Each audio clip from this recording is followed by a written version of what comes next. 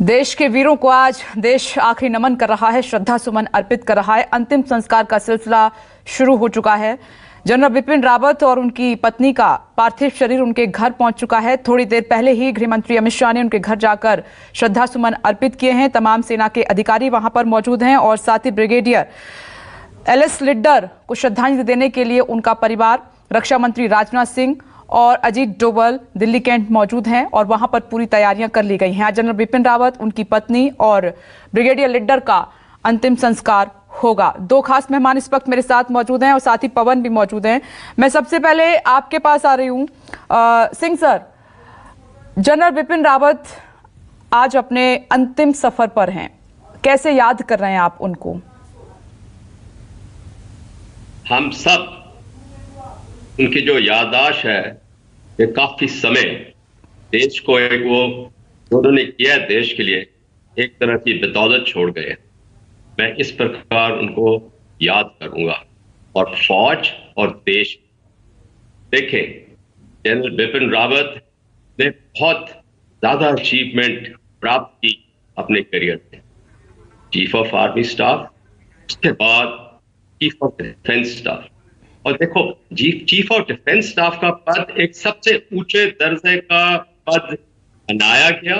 तीनों फौज के हेड बने और ये जो पद तो हाईएस्ट था, बट ये एक नई बेसिंग शुरुआत का काम था। राइट फ्रॉम स्क्रैच उन्होंने आरंभ किया और 2 साल के अंदर उसी पे नहीं बैठे, हर प्रकार से कई रिफॉर्म्स का आरंभता की और आगे बढ़ाया।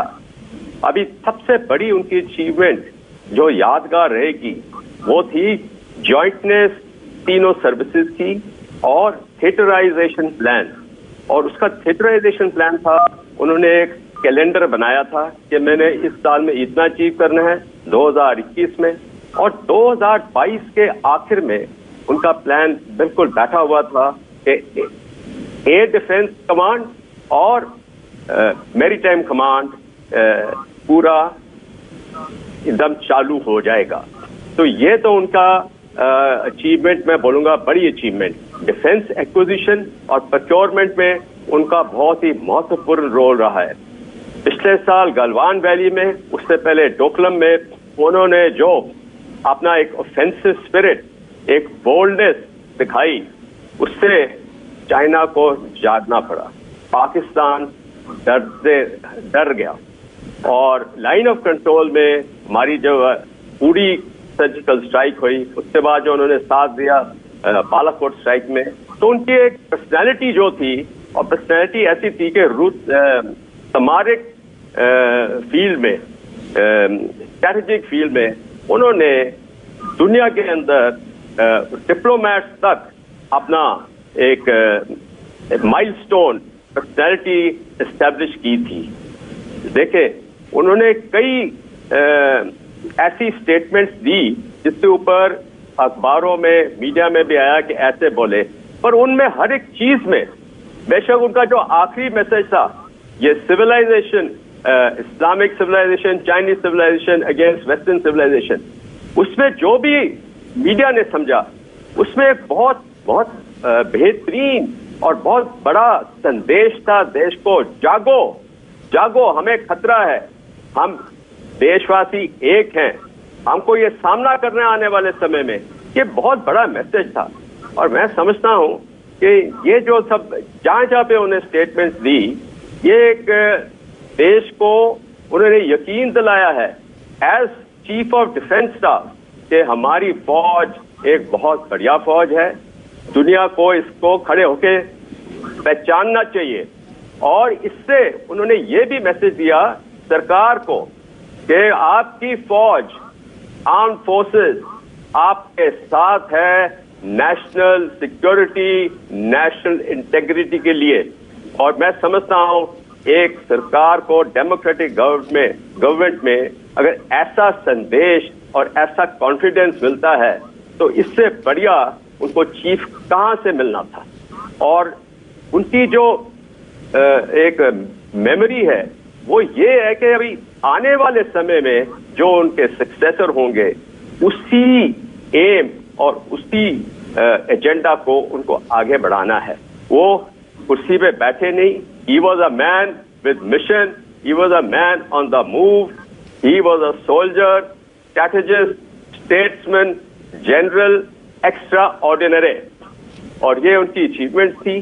परिवार के लिए बहुत दुखित और विलप का माहौल है, वो रहेगा, और यादें परिवार के लिए रहेंगी, और देश के लिए यादें ही नहीं, आर्म फोर्सेस के लिए खास करके उनके जो प्लान थे उनको 13वें कैलेंडर के मुताबिक आगे बढ़ाना है, कंप्लीशन करना है, जो कि उनकी मिशन थी। उनके टेन्योर की जो मिशन थी वो हमको अगले चीफ ऑफ डिफेंस स्टाफ जो भी बनेंगे और तीनों चीफ्स को आगे बढ़ाना है, और वो मैं समझता हूं एक सबसे बड़ा उनके लिए एक श्रद्धांजलि होगी जनरल बिपिन रावत। बिल्कुल सर, आपने सही कहा एकदम। दयाल सर, एक योद्धा, एक वीर सपूत जवान जब बॉर्डर पर लड़ते लड़ते शहीद होता है तो गर्व होता है शहादत पर, इतना दुख नहीं होता। लेकिन वो योद्धा जो किसी भी लड़ाई में नहीं हारे, वो एक ऐसे हादसे में शहीद हो गए, उन्होंने प्राण अपने गंवाए हैं, आंसू निकल रहे हैं, दुख हो रहा है बहुत ज्यादा। यकीन नहीं कर पा रहा है कोई भी कि इतना बड़ा दुखद हादसा हो जाएगा उन वीर सपूतों के साथ, योद्धाओं के साथ।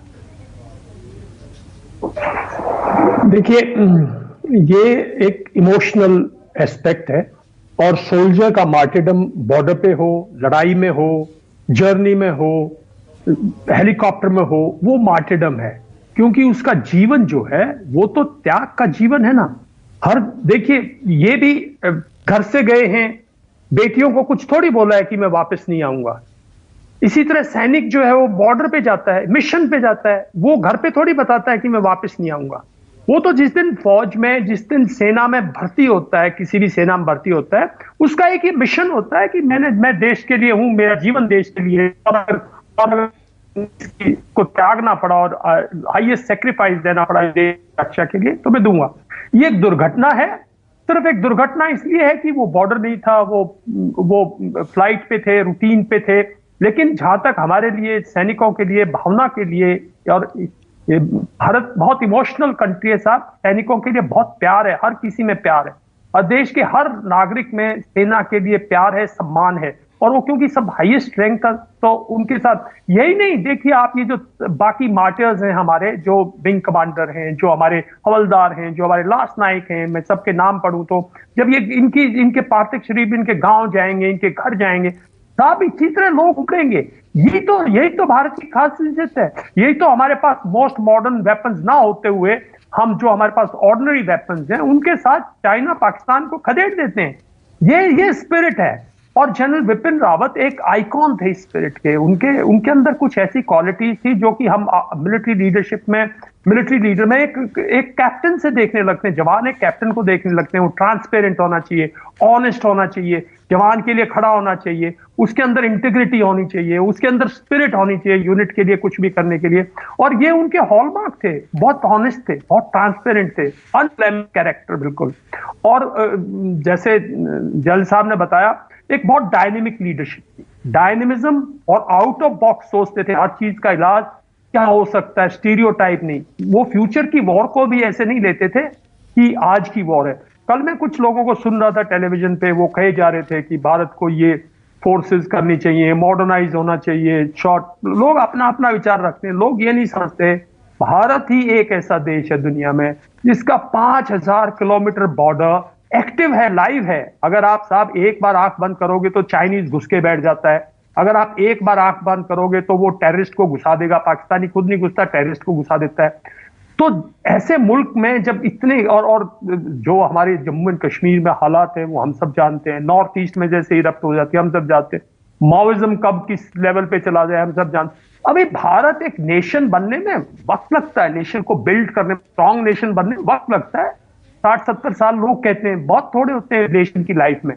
तो ऐसे टाइम पे एक ऐसा लीडर जो इन सब चीजों को समझता था, मिलिट्री लीडर जिनका, तो उनके लिए मैं नहीं समझता हमें कोई भी इस किस्म की बात सोचनी चाहिए कि ये एक्सीडेंट था, ये दुर्भाग्य था। ये एक सोल्जर थे, अपनी ड्यूटी पे थे, और ये अगर लड़ाई में होते और आपका राइफल नहीं चलता और आप शहीद हो जाते हो तो आप शहादत है। नो नो मैं सर, इन ये मैं 13 इसलिए कह रही हूं क्योंकि मैं, आप, पूरा हिंदुस्तान सोच ही नहीं सकता कि जनरल बिपिन रावत, जिन्होंने हर लड़ाई को जीता है, और याद होगा सर एक और हादसा उनके साथ पेश आया था, उसको भी उन्होंने मात दी थी, इसलिए यकीन करना मुश्किल हो रहा है कि वो इस तरीके के हादसे का शिकार हो गए।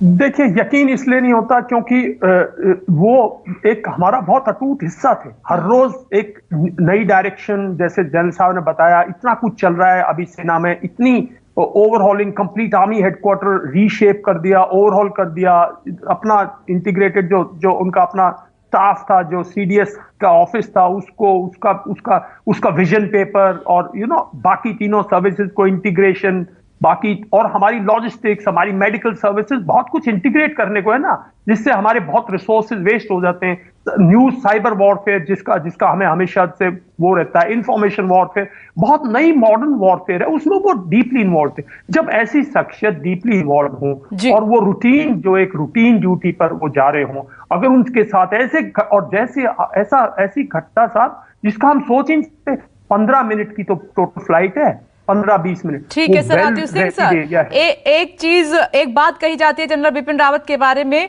कि जो लड़ाई पर, बॉर्डर पर जितने वो सख्त थे, आम जिंदगी में उतने ही नरम थे, हर चीज को एंजॉय करते थे वो, और जैसे लोग थे वैसे ही हो जाया करते थे वो।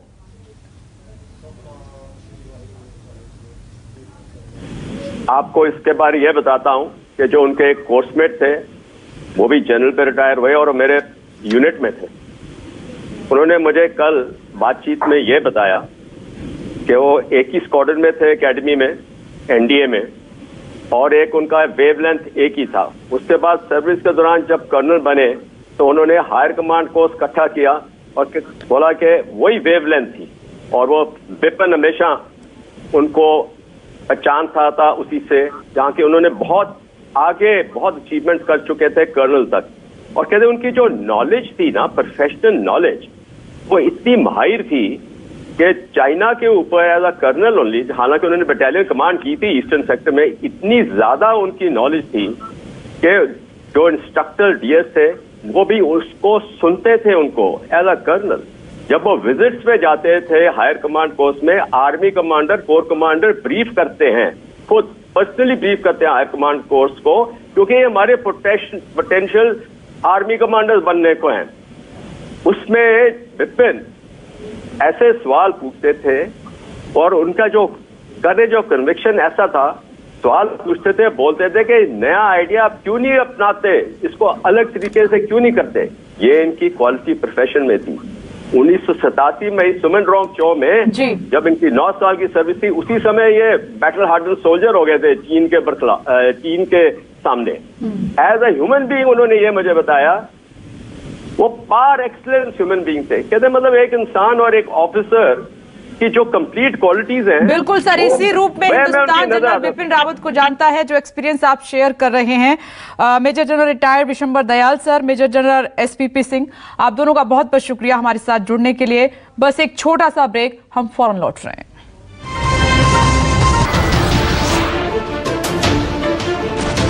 नमस्कार, मैं हूं मानक गुप्ता। अगर आपको हमारा ये वीडियो पसंद आया हो तो इसे लाइक और शेयर जरूर करें, और हाँ, हमें सब्सक्राइब और फॉलो करना ना भूलें, ताकि आप देश और दुनिया की कोई खबर मिस ना करें। तो जुड़े रहिए हमारे साथ और देखते रहिए न्यूज़ 24।